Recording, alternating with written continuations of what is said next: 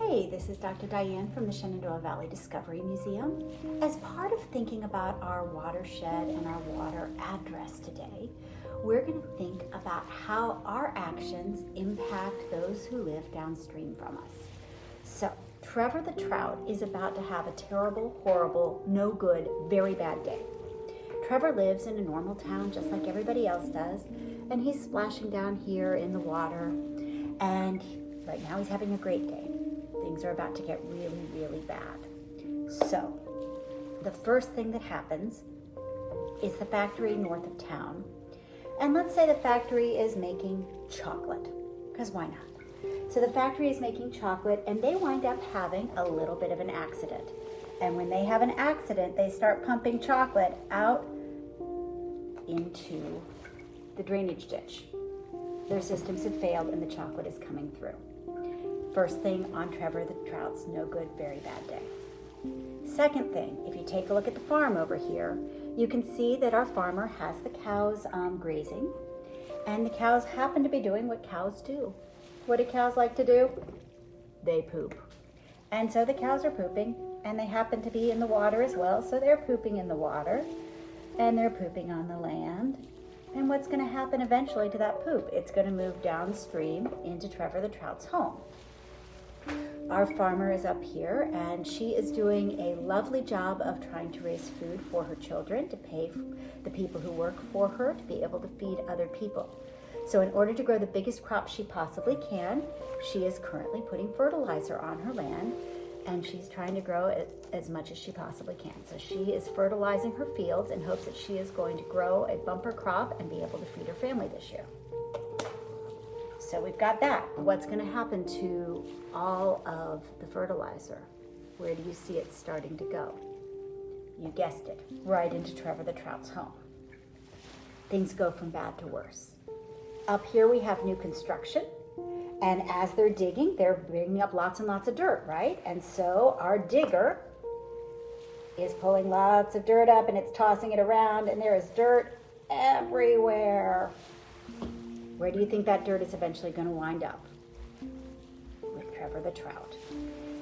We also, over here, I hate to say it, my child is very, very responsible. She has learned how to take care of her car. She is here trying to change her oil. When she changes her oil, she forgot to put the oil pan in. And so oil got, oops, that's an awful lot of oil. Oil got on the road. And so we've got some problems that could eventually make their way downstream to affect Trevor. We also, on the roads, it's springtime, it's going into summer, but there's still leftover salt on the roads, and it's left over from all of the snow we had in the wintertime when they salted and iced the roads. So there's some salt on the roads too. It's just left over, it's just a little bit here and there. Now, along comes a huge rainstorm. Are you ready to help me make it rain? Let me grab some water. And it's not just any old rainstorm, it is the mother and father of all rainstorms. And as that rainstorm comes, what's going to happen to all of those things we talked about? Watch what happens to Trevor.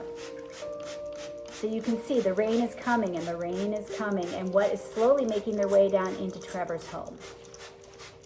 You guessed it, non-point source pollution. It's a pollution that's not directly dumped into his water, but it's coming from other areas, and as it comes from these other areas, it winds up right where Trevor lives.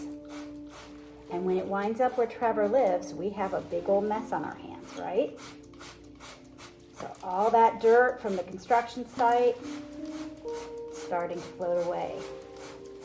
And it's going to make its way through the groundwater and through the roads, right down into Trevor the Trout's home.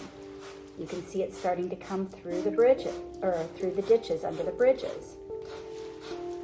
So just like we're going to see in a little bit, we're going to show where the Discovery Museum trout are coming from and where they're going to. You're going to see how water impact here is going to affect their new home. You can see that all the things that we've been doing as humans have a negative effect on Trevor over here. The water now is filled with some pollutants. What could we have done to have made things different?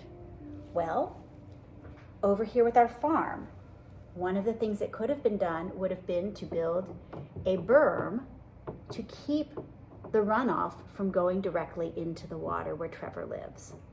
So that would have been one thing. Another option would be to use organic fertilizers. That might be another good option. With the cows, you can put some fencing to keep them directly out of the drinking water. So that might be another option we could have done.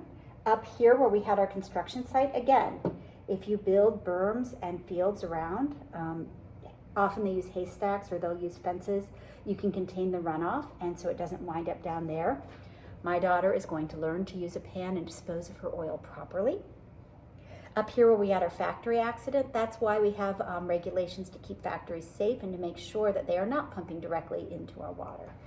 So there are all kinds of things that could have happened to have prevented Trevor the Trout's no good, very bad day.